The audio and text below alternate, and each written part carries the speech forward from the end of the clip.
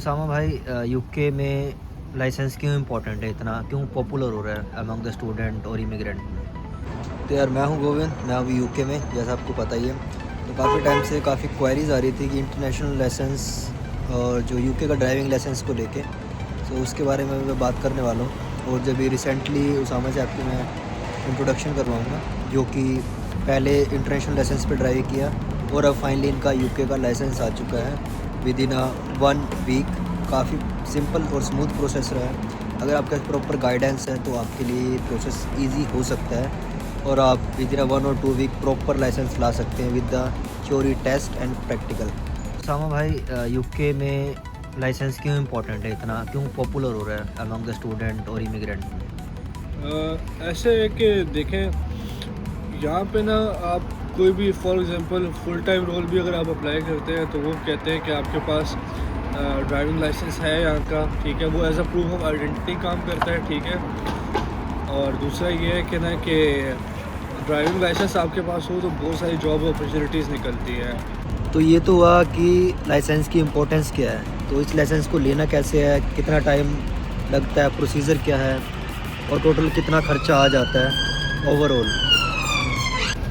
हाँ, तो इसका प्रोसीजर कुछ सिंपल स्टेप्स में है। सबसे पहले आपने ना प्रोविजनल लाइसेंस अप्लाई करना होता है, जो कि बहुत इजी प्रोसेस है। आपने DVLA, ठीक है, जो इनकी लाइसेंस अथॉरिटी है, ठीक है, उस पर जाके आपने प्रोविजनल लाइसेंस अप्लाई करना है। उसके लिए आपने कोई ड्राइविंग टेस्ट वगैरह नहीं देना, वो सब आपने ना वेबसाइट पर जाके अप्लाई करना है, वो आपके घर आ जाता है। वो सब उसकी फ़ीस पे करनी होती है, अपनी डिटेल्स एंटर करनी होती हैं। उसमें तकरीबन ना हफ्ते के अंदर अंदर आपका वो लाइसेंस आ जाता है। उसके बाद जैसे ही लाइसेंस आता है, आपने जो फर्स्ट पार्ट होता है ड्राइविंग टेस्ट का, वो होता है थ्योरी एग्ज़ाम, ठीक है। लाइसेंस आ जाता है, आपने जो है ना थ्योरी एग्ज़ाम बुक करना होता है। उसका भी सिंपल सा प्रोसेस है, DVLA की वेबसाइट पे जाओ और वो लिखो कि बुक थ्योरी टेस्ट। तो उसमें जो भी आपकी अवेलेबल डेट होगी वो अब आप पे डिपेंड करता है कि ना कि आपकी किस्मत पे कि आपको डेट कितनी जल्दी की मिल रही है। कुछ लोगों को महीना डेट नहीं मिलती है, कुछ लोगों को हफ्ते में भी डेट मिल जाती है, 1 हफ्ते बाद डेट मिल जाती है, ठीक है। तो मेरा ये था कि मैंने थ्योरी 2 दफ़ा दी थी, क्योंकि मेरा 1 दफ़ा फ़ेल हो गया था। लेकिन ये था कि मेरी किस्मत अच्छी थी। मुझे जिस दिन मैं फ़ेल हुआ उसके रात 12 बजे बाद मैंने दोबारा देखा, तो मुझे दोबारा डेट मिल गई थ्योरी की। तो रात के टाइम ना इनके पोर्टल्स में ना डेट्स आ रही होती है, क्योंकि कुछ लोग लीव कर जाते हैं, अपना टेस्ट नहीं देते हैं। तो मेरा थ्योरी जब क्लियर हुआ तो उसके बाद फिर प्रोसेस होता है कि आपने सो जो फर्स्ट स्टेप होता है थ्योरी क्लियर करना, यानी कि जब आपका प्रोविजनल आता है तो आपको एक थ्योरी का एग्ज़ाम देना होता है। सीम्स लाइक जब जैसे आप इंडिया या पाकिस्तान में देते हैं, एक थ्योरेटिकल नॉलेज आपको ड्राइविंग लाइसेंस के रिगार्डिंग आपको होनी चाहिए। उसके लिए आपका एक थ्योरी टेस्ट होता है। जब आपकी थ्योरी क्लियर हो जाती है तो आपको एक प्रैक्टिकल टेस्ट बुक करना होता है और वो आपको प्रैक्टिकल देना होता है। फाइनली आपका लाइसेंस आ जाता है। तो उसामा भाई का अभी थ्योरी का आपको एक्सपीरियंस बताया कि इन्होंने एक टाइम पे थ्योरी फेल की थी और दूसरे ही मतलब उसी वीक के अंदर दूसरा बुक किया तो इनको वो क्लियर हो चुका था। तो उसकी वेटेज होती है हैज़र्ड, परसेप्शन और जो थ्योरी होता है ऑप्शन टाइप क्वेश्चन होते हैं सारे, आपको जस्ट टिक करना है। और लाइक 43 आपके थ्योरी में होने चाहिए, हैज़ार्ड में आपके 55 या इसके 44 के अराउंड उसमें होने चाहिए, तो आपका क्लियर माना जाता है। सो अब बात कर लेते हैं प्रैक्टिकल की। प्रैक्टिकल क्या होता है, क्या क्या क्वेश्चन पूछे जाते हैं, क्या स्ट्रिक्टनेस होती है, कैसे ड्राइव करना है, क्योंकि यूके की ड्राइविंग थोड़ी सी अलग है यार, काफ़ी राउंड अबाउट वगैरह होते हैं। तो वो चीज़ अब मैं बात करने वाला हूँ। प्रैक्टिकल एग्ज़ाम कैसा रहा इनका? प्रैक्टिकल एग्ज़ाम ऐसा है कि यहाँ पर ना रूल्स बहुत फॉलो होते हैं। पाकिस्तान इंडिया में बंदा होता है, वो मतलब जब जैसे दिल करता है वो गाड़ी चला लेता है। यहाँ पे लोग स्ट्रिक्टली रूल्स फॉलो करते हैं, ठीक है। लेन्स फॉलो करते हैं, ठीक है। और आप गलत लेन में नहीं जा सकते, ठीक है। राउंड अबाउट्स थोड़ा मुश्किल होता है, क्योंकि अगर आपने किस एग्ज़िट पे जाना है, थर्ड एग्ज़िट पे, तो थर्ड एग्ज़िट का ही लेन लेनी होगी, लेन चेंज नहीं कर सकते।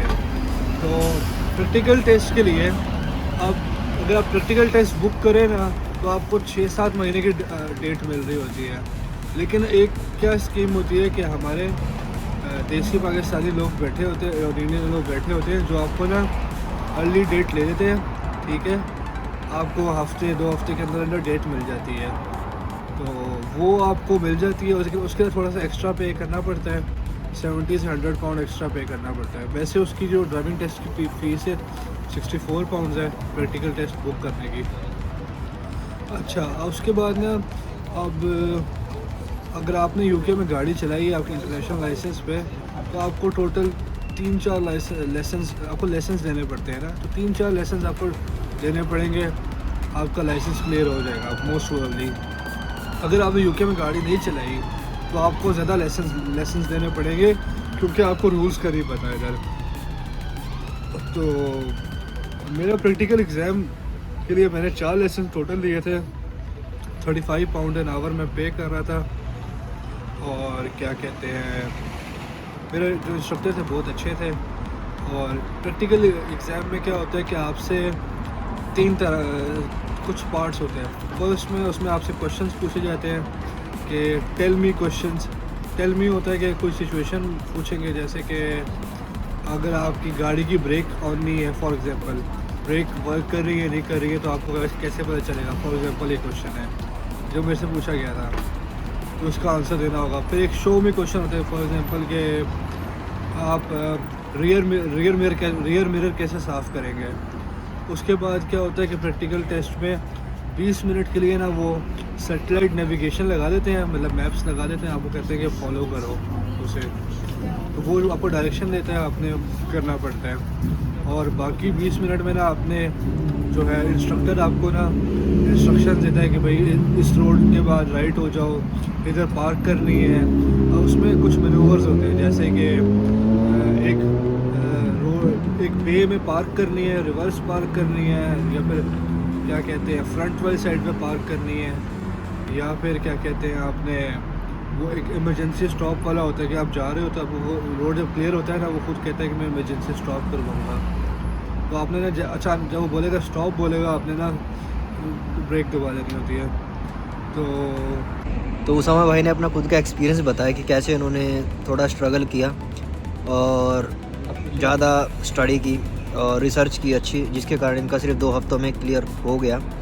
एंड प्रॉपर रिसर्च होनी बहुत ज़रूरी है। अभी इन्होंने अपना प्रैक्टिकल एक्सपीरियंस शेयर किया, तो इनको यहाँ की ड्राइविंग में कितने चालान, कहाँ चालान, और अगर हमारा प्रोविजनल पे चलाना जाता है तो क्या वो फाइनल इम्पेक्ट करता है, लाइसेंस कैसे सेव रखें अपना, और इंश्योरेंस का कैसे रहता है यहाँ पे, क्योंकि यहाँ पे गाड़ी पे नहीं बंदे पे इंश्योरेंस होता है, तो उस चीज़ का भी आपको ध्यान रखना है। तो अभी ये फाइनल हम टॉक करेंगे इसके ऊपर कि आखिर हम जो इंटरनेशनल पे ड्राइव करते हैं या फिर प्रोविजनल पे ड्राइव करते हैं तो हमारी फ़र्दर ड्राइविंग को कैसे इम्पैक्ट करता है, और उनमें और पक्के लाइसेंस में यानी कि प्रॉपर यूके लाइसेंस में क्या मतलब बेनिफिट मिल जाता है हमें। तो ऐसा है कि जो आप इंटरनेशनल लाइसेंस पे चलाते हो तो आपकी इंश्योरेंस बहुत ज़्यादा आती है। 200 पाउंड पर मंथ से ऊपर आपकी इंश्योरेंस आ रही होती है अगर आप इंटरनेशनल लाइसेंस पे चला रहे हो। लेकिन अगर आप जब यूके लाइसेंस मिल जाता है ना, तो रिलेटिवली कम हो जाती है, और हर साल ना आपकी कम होती जाती है इंश्योरेंस ना। और दूसरा ये है कि यहाँ पे रूल्स इतने स्ट्रिक्ट हैं कि आपने कुछ भी गलत काम किया, जिस तरह के जिसमें पुलिस ने पकड़ लिया, फॉर एग्जांपल स्पीडिंग पे, ठीक है, या किसी और सिग्नल ब्रेक करने में पकड़े गए हो, तो पॉइंट्स लगते हैं। 12 पॉइंट्स के बाद ना आपको बैन लग जाता है, ठीक है। 6 पॉइंट्स के बाद आपको लाइसेंस दोबारा करना पड़ता है। तो यहाँ पे ये है कि अपना लाइसेंस को संभाल के भी रखना पड़ता है, गाड़ी ना सेफ़ चलानी पड़ती है, इधर ये बहुत मसला है।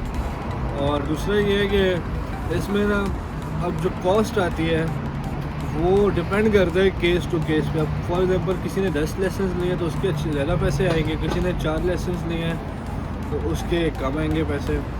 लाइसेंस पे डिपेंड करता है कितने आए हैं। और यहाँ पे ऐसे होता है कि कुछ इंस्ट्रक्टर 30 पाउंड्स ले रहे होंगे पर आवर के, कुछ 35 ले रहे होंगे, कुछ 40 ले रहे होंगे, कुछ 45 ले रहे होंगे। तो वो इंस्ट्रक्टर पे भी डिपेंड करता है आपके। और वो आपसे जब ड्राइविंग टेस्ट पे जाते हो, एक और चीज़ बताना भूल गया कि आप ना ज़्यादातर जो होते हैं वो उनके पास गाड़ी नहीं होती, तो वो इंस्ट्रक्टर की गाड़ी लेके जाते हैं, तो उसके भी पैसे देने पड़ते हैं। वो भी ना आपके 140 पाउंड से शुरू होते हैं, 140 से 200 पाउंड देने पड़ते हैं। तो पैसे अच्छे खासे लग जाते हैं। जैसे कि मेरे जो है ना ओवरऑल वो 500 पाउंड लगा है। अब ये मेरा कम भी हो सकता है, किसी से ज़्यादा भी हो सकता है, और कुछ लोगों का और भी लगता है। क्योंकि मेरे एक दोस्त है, उसने 3 दफ़ा प्रैक्टिकल टेस्ट पास दिया है। वो एक ही टेस्ट सेंटर पे 3 दफ़ा फेल हुआ है। ठीक है। तो पास करना आसान नहीं है। पास करना ये नहीं है कि बस गए और गाड़ी चला ली, पास कर ली, वो अच्छा खासा है। अब वो उसने 3 जगह, एक जगह उसने टेस्ट दिया, वो फेल हो गया, लेकिन उसने फिर क्या किया, चौथी जगह अपना सेंटर चेंज किया, वो पास हो गया।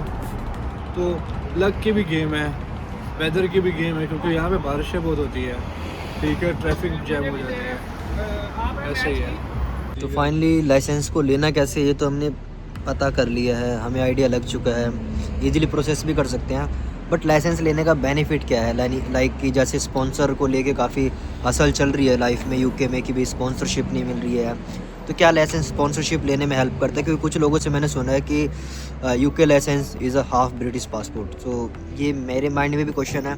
तो उसामा के पास अभी रिसेंटली आया है, और इससे पहले भी उसामा ने काफ़ी रिसर्च की है कि UK licence is a like half passport और like something reality is something different. So क्या क्या हमें लाइक छूट मिल जाती है या फिर क्या क्या हमें अपॉर्चुनिटी मिल जाती है जब हम यूके का लाइसेंस ले लेते हैं? इसका जो मुझे एक आंसर पता है, वो ये है कि आपकी बहुत सारी डिलीवरी कंपनीज जो हैं उनको ड्राइवर्स चाहिए होते हैं, ठीक है। और ड्राइवर्स के लिए उनको वैन चलाने के लिए ड्राइवर्स चाहिए होते हैं, और ड्राइवर्स के लिए थ्रेशोल्ड कम है, ठीक है। तो उस पर आपको स्पॉन्सरशिप मिल भी सकती है। जैसे कि फॉर एग्जांपल डीपीडी में के सब कॉन्ट्रैक्टर्स होते हैं, उनके पास ड्राइवर चाहिए होता है डीपीडी को, उसमें स्पॉन्सरशिप भी मिल सकती है, और थ्रेशोल्ड भी कम होती है। तो वैन चलानी होती है, डिलीवरी करनी होती है। सो ऊबर वगैरह का भी रहता है, तो ऊबर का क्या सीन है? तो वो अभी मैं जब फुल टाइम होऊंगा तो फिर मैं ऊबर करूँगा। अभी तो नहीं कर सकता, अभी स्टूडेंट ही हो। लेकिन ये जल्दी से जल्दी अपना लाइसेंस कर लो, फ़ायदा है आगे। सो ये प्रॉपर ड्राइविंग लाइसेंस को कैसे लेना है, इंटरनेशनल लाइसेंस का क्या बेनिफिट है, और आपको थ्योरी कैसे देनी है, प्रैक्टिकल कैसे क्लियर होगा, क्या क्या आपको चैलेंजेस आ सकते हैं, क्या क्या कवर होता है, क्या क्या क्वेश्चन पूछे जाते हैं, और फाइनली आपको फुल लाइसेंस मिलने के बाद आपको क्या बेनिफिट होगा, वो सारी चीज़ें इस वीडियो में मैंने कवर की हैं। और आपको ऐसे ही फ्यूचर में ड्राइविंग से रिलेटेड हम ऑन द रोड जाके भी आपको रूल रेगुलेशन ट्राई करेंगे, क्योंकि अभी रिसेंटली अच्छी गाड़ी देख रहे हैं, और रिसेंटली ये गाड़ी सेल, क्योंकि गाड़ी भी बरकत वाली होनी चाहिए नो। सो अभी गाड़ी की सेल परचेज अच्छे रेट में अच्छी गाड़ी कैसे लेनी है उसके रिगार्डिंग भी बात करेंगे। और आपको कोई भी क्वेरी हो, कोई भी क्वेश्चन हो, कमेंट में पूछो, और आपको मैं फॉर्म सबमिट कर दूंगा। अगर आपको बुकिंग लेनी है गाड़ी की, या फिर ड्राइविंग टेस्ट या थ्योरी से रिलेटेड बुकिंग में कोई प्रॉब्लम आ रही है, तो आप उससे कॉन्टैक्ट कर सकते हैं। Definitely will help you.